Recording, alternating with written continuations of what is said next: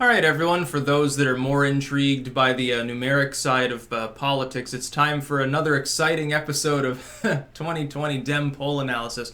Once again, telling you so with Harris, Kamala Harris, that I predicted that she was peaking. She would start to recede. She has. She's lost a couple points in the aggregate.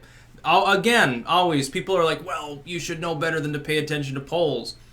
Pay attention to the aggregate, though. RCP's aggregate's always going to be roughly accurate. Now, of course, there's a little wiggle room, 2 or 3 points on either side in any of these polls. That's why you use an aggregate.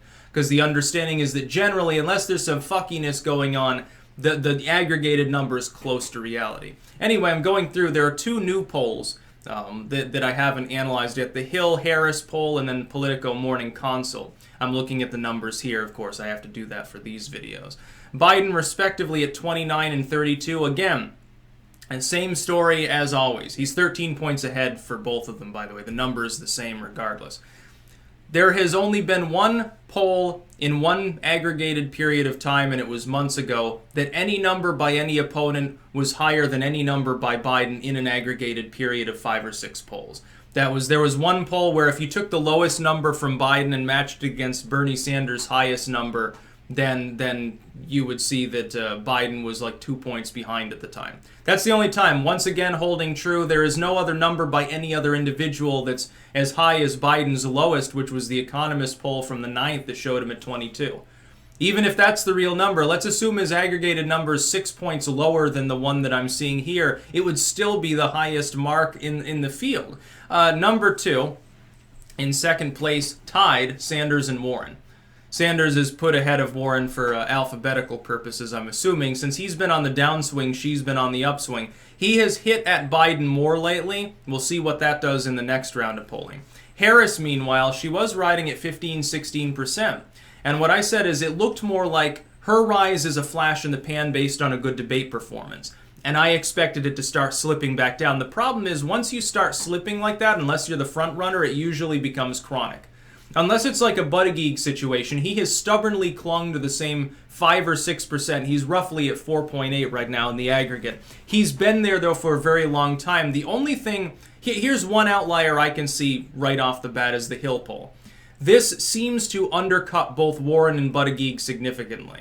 I don't know why. The specific methodology, I guarantee, is involved in some way, but it has both of them about has Warren 6 points below her aggregated total at 9. That's an outlier. That's an anomaly. And it shows Buttigieg only at 1%. No other number has him close to that. That's 4 points below the nearest, which is Politico and Emerson. And his aggregate is roughly around the same 5-point mark. I would say that 5 is closer to reality, and I think that we can ignore the Hill-Harris poll.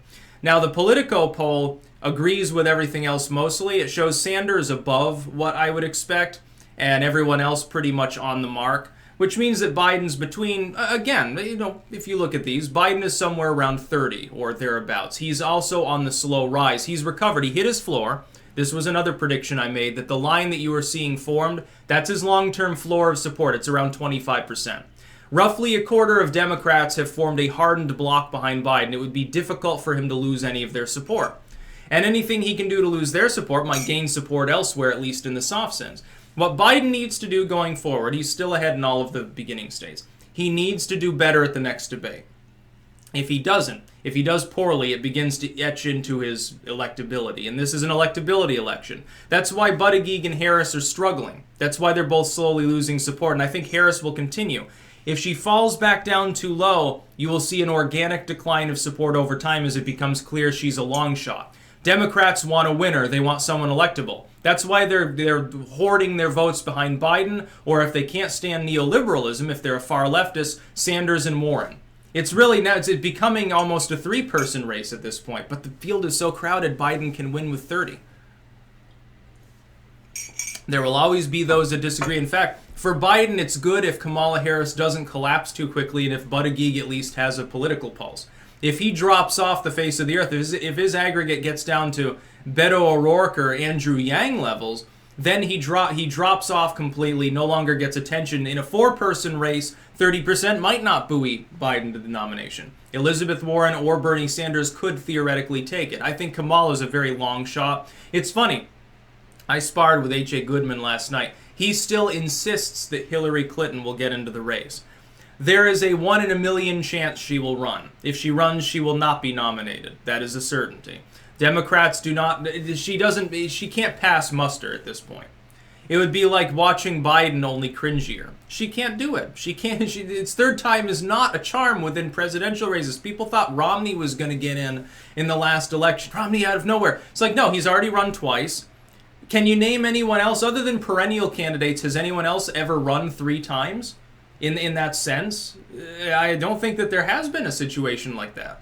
There have been plenty of people they lose and then they run again, but I think after the second time, most of them give up. It would be very, very odd if Hillary Clinton would want to lose a third time. And she would lose. She would get crushed by Trump. He would completely plow her under. He would destroy the Democratic Party for a generation in the process. It would be so messy. Biden has a better odds of at least doing halfway decent. I disagree completely with Goodman. I do not believe Hillary Clinton is waiting in the wings. She's looking... Another thing is this. The DNC would have warned these people not to get in the first place if they realized that Clinton was planning something. Instead, they've allowed the field to get crowded. That's why nobody wanted to join the field the last election. They're like, well, Hillary's getting in, so now's not our time because she's going to be coronated. Trust me, she already would have gotten in very early and said, well, we need to stop this evil racist. She would have done this evil sexist person.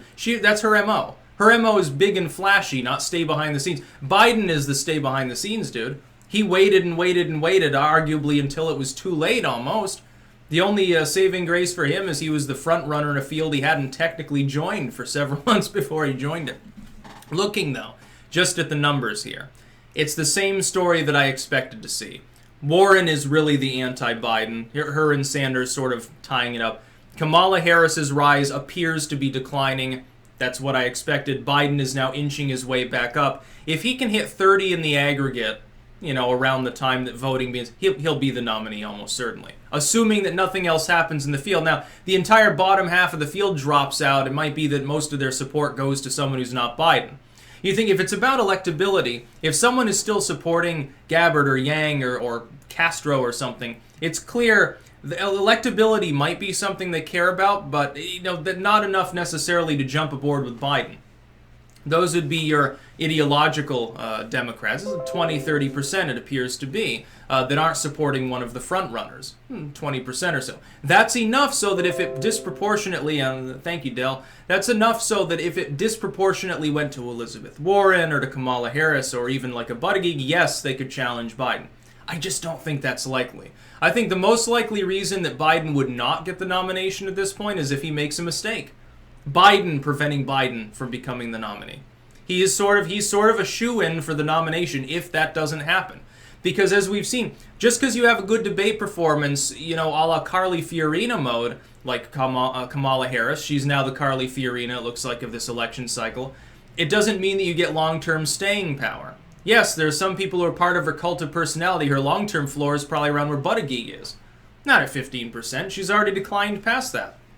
She's now on her way back out, it looks like. By the way, thank goodness, having President Kamala Harris would be terrible for this country. Can you imagine? Yeah, can you say another Great Depression and basically maybe a world war? It'd be terrible.